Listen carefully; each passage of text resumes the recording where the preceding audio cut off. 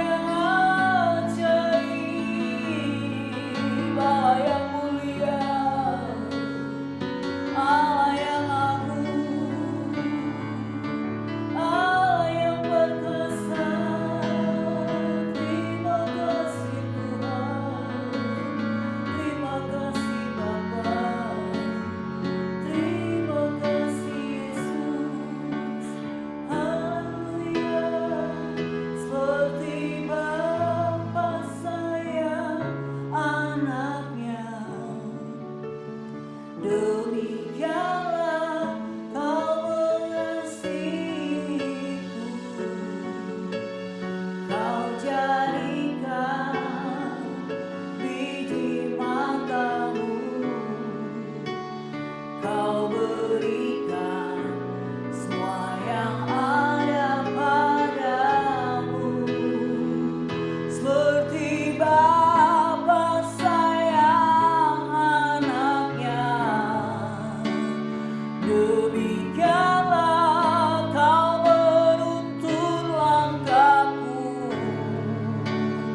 hari depan indah kau beri,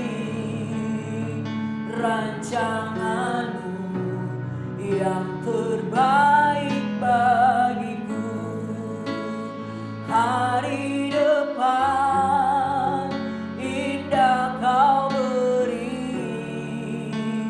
rancanganmu yang terbaik bagiku. Inilah ungkapan kami kepadamu Tuhan. Kami percaya bahwa rancanganmu indah buat kami. Sebab itu jangan satupun Tuhan lewatkan kami.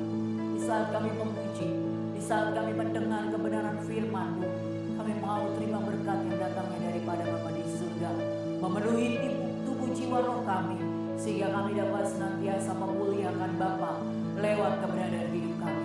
Hati kami siap untuk menerima pujian dan memberikan pujian kami bagi Tuhan, dan menerima kebenaran firman Tuhan dengan penuh ucapan syukur. Kami berikan keberadaan hidup kami. Dalam nama Yesus, kami siap memuji dan memuliakan Tuhan.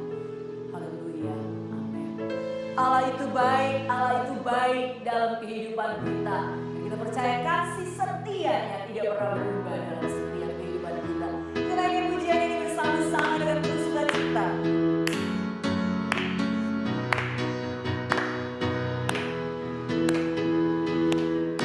Allah itu baik, sungguh baik bagiku. Ditujukannya kasih setianya yang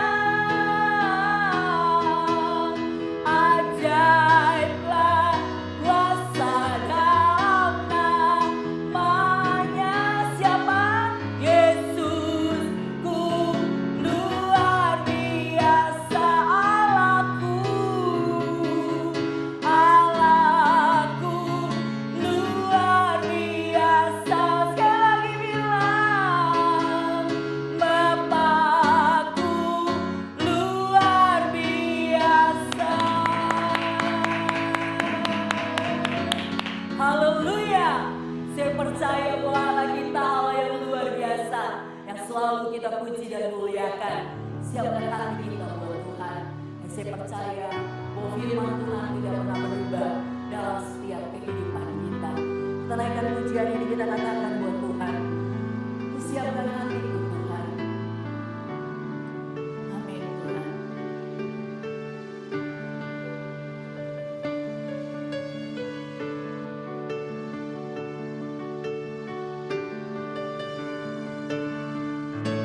Siapkan hatiku Tuhan, untuk dengar firman-Mu saat ini.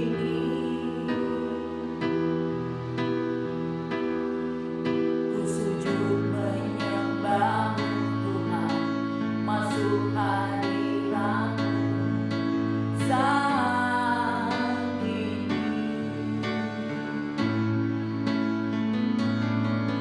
Curahkan urapan-Mu Tuhan bagi jemaat-Mu saat ini. Ku siapkan hatiku Tuhan, untuk dengar firman-Mu.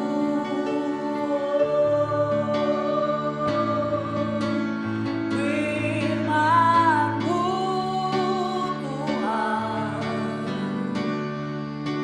tiada berubah.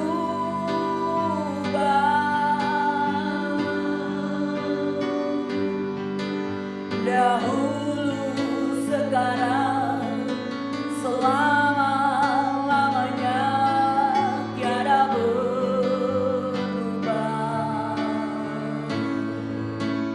Firman-Mu Tuhan penolong hidupku.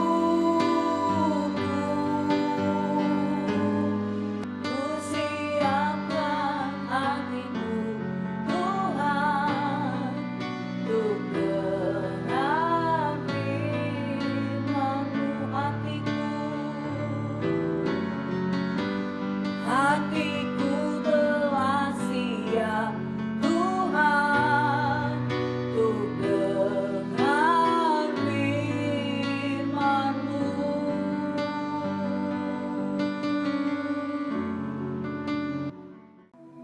Shalom jemaat yang dikasihi Tuhan. Tidak terasa kita memasuki minggu ketiga di bulan November. Mari hari ini kita tetap belajar mengerti apa yang ingin Tuhan sampaikan buat kita hari ini dengan tema jalannya tak terselami. Nah, sebelumnya kita mau baca ayat firman Tuhan terlebih dahulu. Kita baca di Mazmur 73 ayat 1 sampai 28. Judul perikopnya adalah pergumulan dan pengharapan. Saya akan bacakan untuk kita semua. Saya harap Bapak Ibu Saudara di rumah juga membuka Alkitab, membaca langsung di Alkitabnya.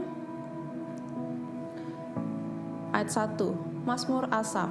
Sesungguhnya Allah itu baik bagi mereka yang tulus hatinya, bagi mereka yang bersih hatinya. Tetapi aku sedikit lagi maka kakiku terpeleset, nyaris aku tergelincir. Sebab aku cemburu kepada pembual-pembual kalau aku melihat kemujuran orang-orang fasik. Sebab kesakitan tidak ada pada mereka, sehat dan gemuk tubuh mereka. Mereka tidak mengalami kesusahan manusia, dan mereka tidak kena tulah seperti orang lain. Sebab itu mereka berkalungkan kecongkakan dan berpakaian kekerasan. Karena kegemukan, kesalahan mereka menyolok, hati mereka meluap-luap dengan sangkaan. Mereka menyindir dan mengata-ngatai dengan jahatnya. Hal pemerasan dibicarakan mereka dengan tinggi hati. Mereka membuka mulut melawan langit, dan lidah mereka membual di bumi. Sebab itu orang-orang berbalik kepada mereka, mendapatkan mereka seperti air yang berlimpah-limpah. Dan mereka berkata, bagaimana Allah tahu hal itu? Adakah pengetahuan pada yang maha tinggi? Sesungguhnya itulah orang-orang fasik. Mereka menambah harta benda dan senang selamanya. Sia-sia sama sekali aku mempertahankan hati yang bersih dan membasuh tanganku, tanda tak bersalah. Namun sepanjang hari aku kena tulah dan kena hukum setiap pagi.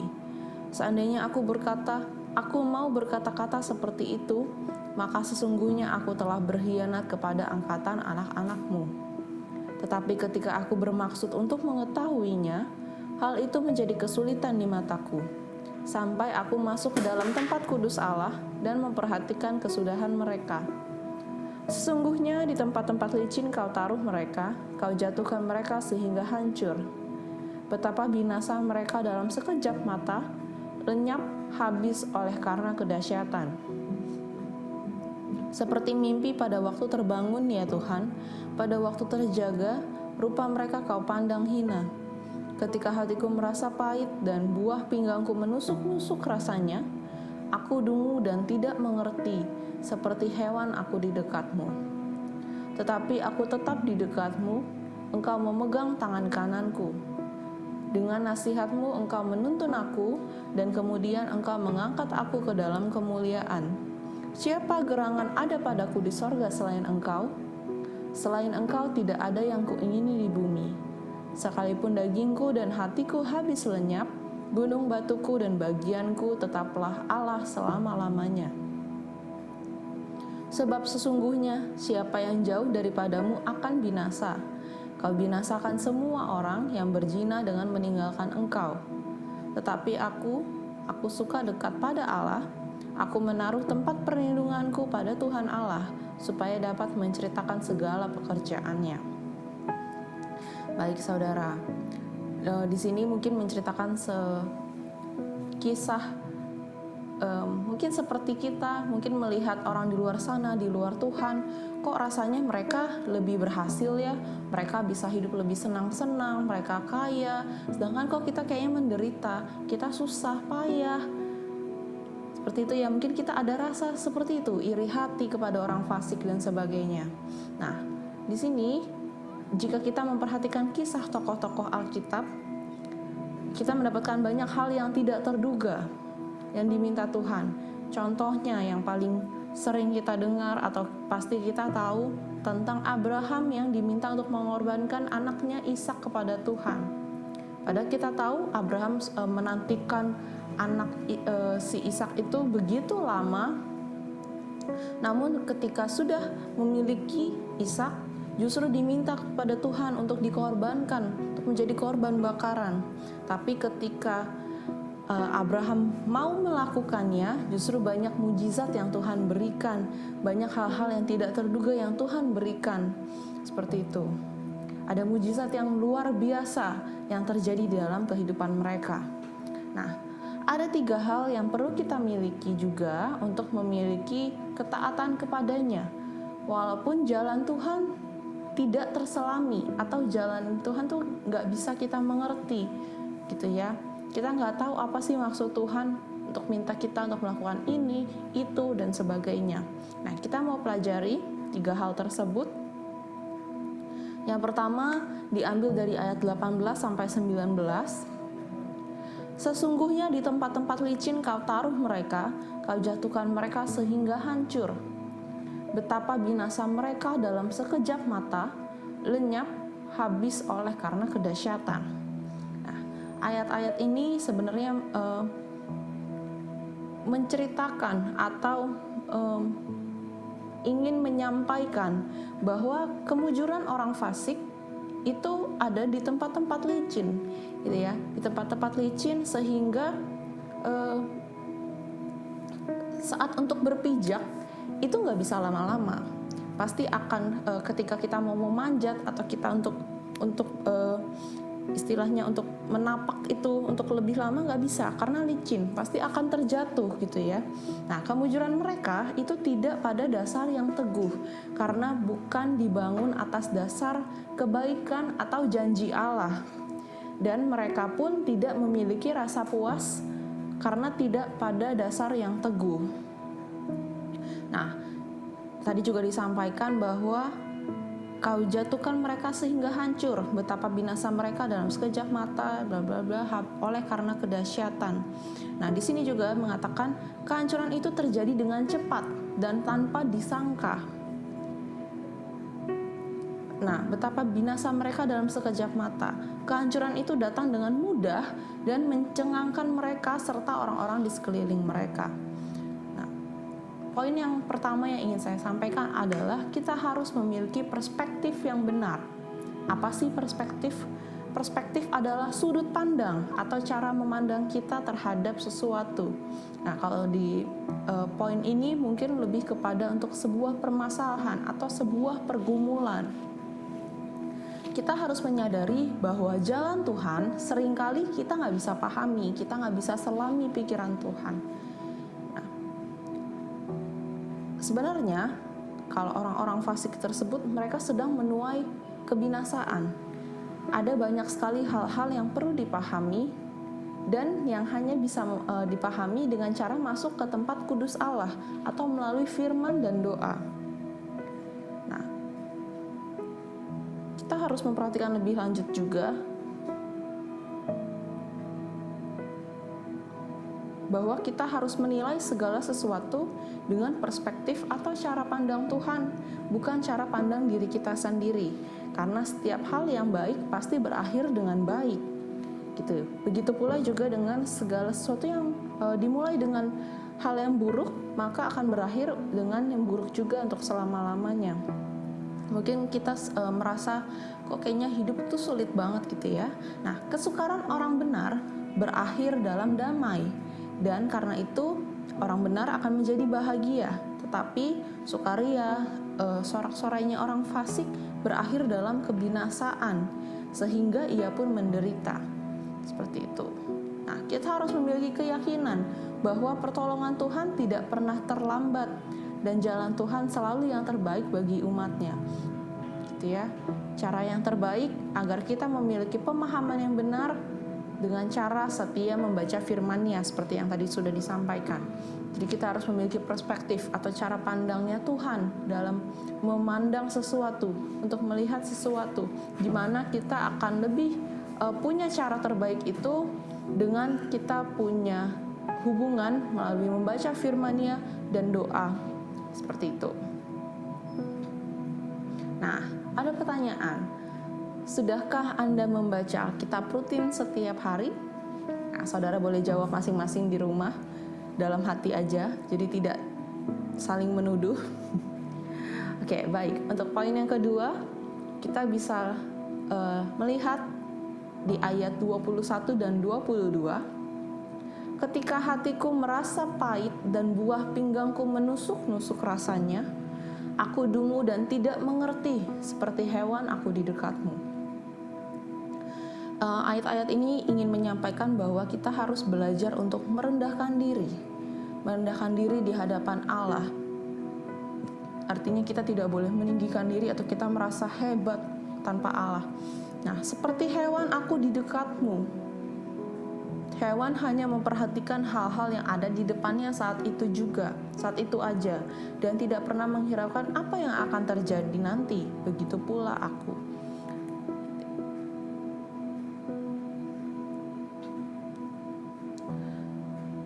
Oke. Nah, kapan saja kita harus memperhatikan kapan saja orang benar terjerumus dalam pemikiran, perkataan atau perbuatan yang tidak benar oleh karena serangan pencobaan yang kuat. Ketika kita mengalami itu, mungkin kita akan merasa malu dan sedih serta menyangkali diri kita sendiri karena kita begitu keliru terhadap suatu masalah, dan kita akan merasa bodoh, merasa dungu.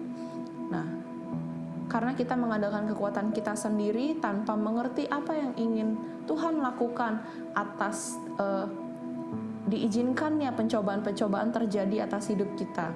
Nah, poin yang kedua, kita harus memiliki kesadaran bahwa kita ini kecil di hadapan Tuhan. Maka dari itu tadi sempat dikatakan bahwa kita harus merendahkan diri, belajar merendahkan diri di hadapan Tuhan. Karena kita ini kecil di hadapan Tuhan. Kita harus sadar bahwa itu Tuhan yang besar, bukan kita. Kita adalah kecil di hadapannya. Jadi kita mengandalkan Tuhan karena Tuhan yang besar. Jadi untuk berbagai masalah kita mengatasinya bersama-sama dengan Tuhan. Jangan mengandalkan kekuatan kita sendiri. Nah, seringkali kita mengandalkan kekuatan sendiri, itulah yang menyebabkan kita putus asa ketika kita akhirnya tidak mendapatkan jalan keluar. Nah, ketika kita menyadari, kita selalu sadar bahwa kita ini kecil di hadapan Tuhan, kita akan senantiasa atau kita akan selalu bergantung kepada Tuhan, berserah, dan kita akan taat kepada Tuhan walaupun kita lagi-lagi tidak bisa memahami jalannya Tuhan, kita lagi-lagi tidak dapat menyelami pikiran Tuhan untuk setiap proses yang harus kita lalui.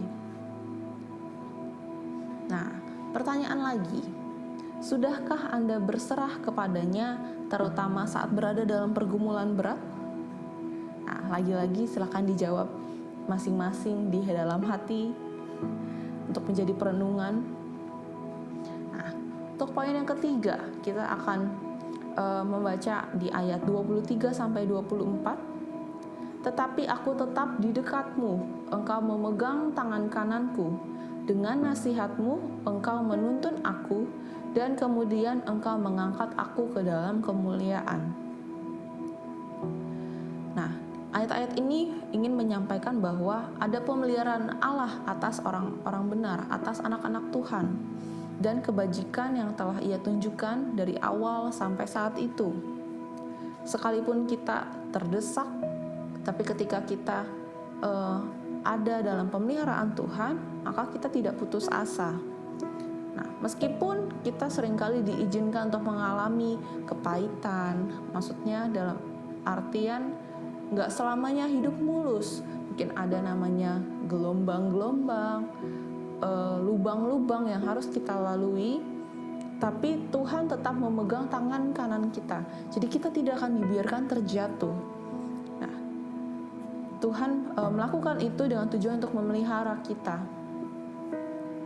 Nah, jika kita sudah dipelihara, sehingga kita dapat berjalan seiring dengan Allah, menunaikan setiap tugas kita, setiap tujuan Allah, maka kita harus mengakui bahwa kita bisa bertahan itu karena kasih karunia yang diberikan Allah secara cuma-cuma, gitu ya. Nah, kita harus mengatakan bahwa aku atau saya bisa terus melaju sampai saat ini semua karena pertolongan Allah, bukan diri saya sendiri.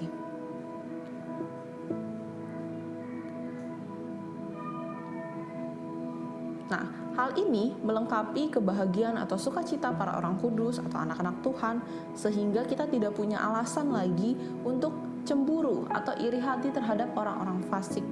Nah, semua orang nantinya akan menyerahkan diri kepada Allah dan dituntun oleh nasihatnya, baik nasihat firman-Nya maupun dengan nasihat rohnya yang merupakan penasihat terbaik. Oke, poin yang ketiga ini adalah memiliki kesadaran akan kebesaran Tuhan, gitu ya. Jadi Tuhan yang terlebih besar daripada kita, Tuhan yang menolong, memelihara kita.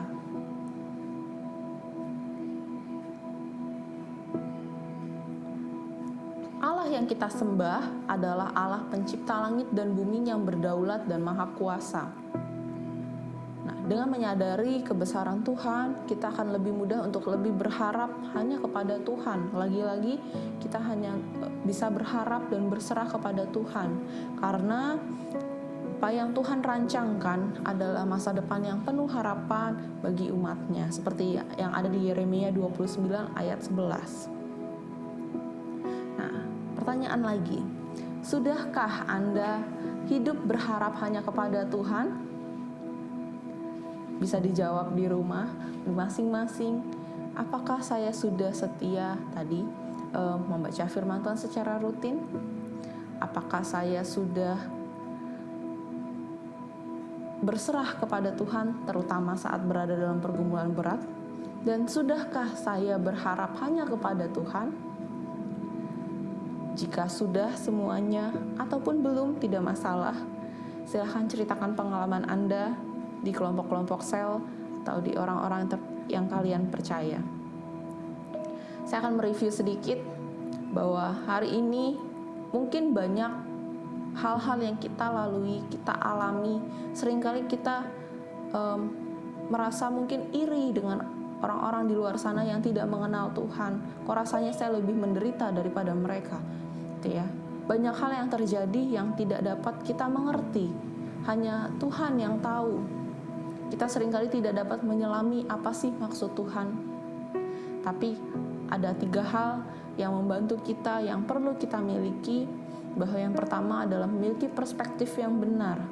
Ketika kita memandang segala sesuatu dengan sudut pandang Allah, kita akan percaya bahwa semuanya mendatangkan kebaikan. Tuhan juga yang memelihara kita, karena kita ini kecil di hadapannya. Tuhan yang memelihara kita, yang sanggup menolong kita. Dan kita harus percaya bahwa kita punya Tuhan yang besar. Kita harus sadar bahwa kebesaran Tuhan yang melebihi segalanya. Kita semua ada karena pertolongan dan anugerahnya Tuhan. Baik saudara, kita akan tutup firman ini. Mari kita bersatu dalam doa. Bapa yang baik, kami mengucap syukur buat setiap kebenaran firman-Mu yang boleh kami terima, sehingga menyadarkan kami Tuhan, mengingatkan kami kembali bahwa kami berada di posisi saat ini. Itu semua karena anugerah yang daripada Tuhan, yang kami terima secara cuma-cuma. Terima kasih Tuhan, ajar kami untuk merendahkan diri kami. Kami boleh rendah hati, mau diajar, mau dibentuk lebih lagi di dalam Tuhan, sehingga kami boleh bergantung sepenuhnya, berserah sepenuhnya kepada Tuhan. Terima kasih Tuhan, ajar kami juga untuk memandang segala sesuatu, meresponi setiap pergumulan kami dengan cara Engkau memandang Tuhan, sehingga kami tidak keliru Tuhan.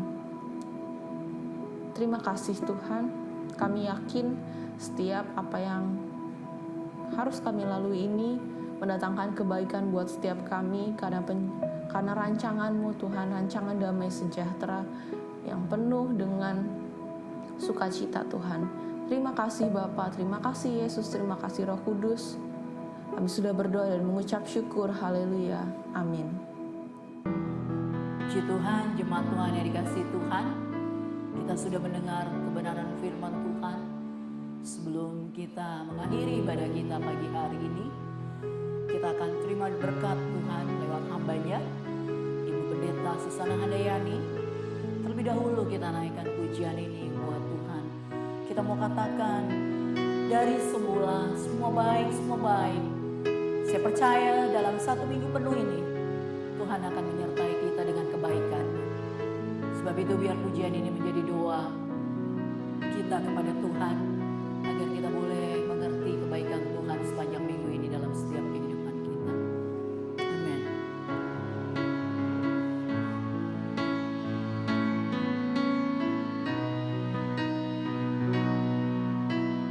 Dari semula telah Kau tetapkan hidupku dalam tangan-Mu, dalam rencana-Mu Tuhan.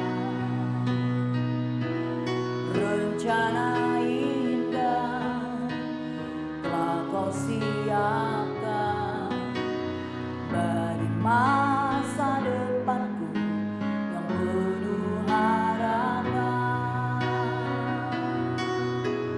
Semua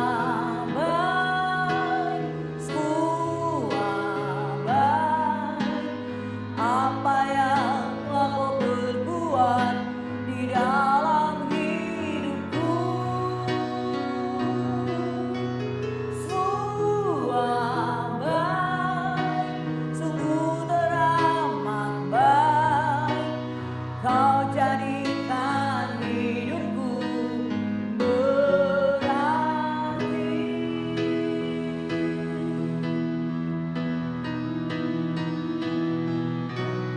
Dari semula telah Kau tetapkan hidupku dalam tangan-Mu, dalam rencana-Mu Tuhan. Rencana indah telah Kau siapkan bagi masa depanku yang penuh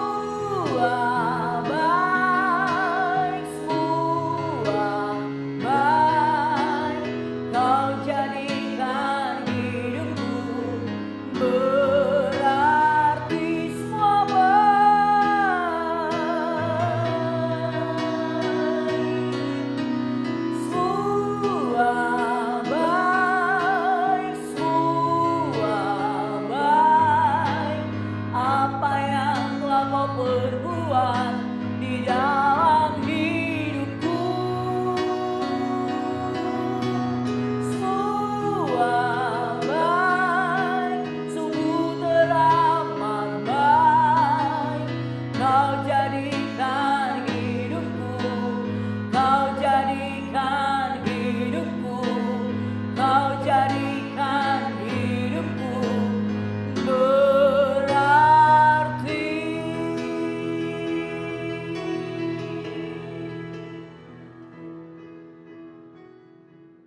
Kita akan angkat kedua tangan kita.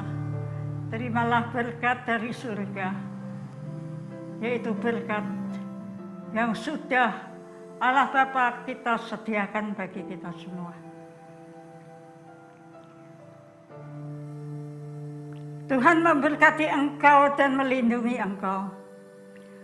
Tuhan menyinari engkau dengan wajah-Nya dan memberi engkau kasih karunia.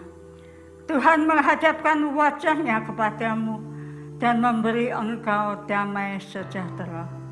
Pulanglah dan terimalah berkat dari Allah Bapa kita, berkat kasih karunia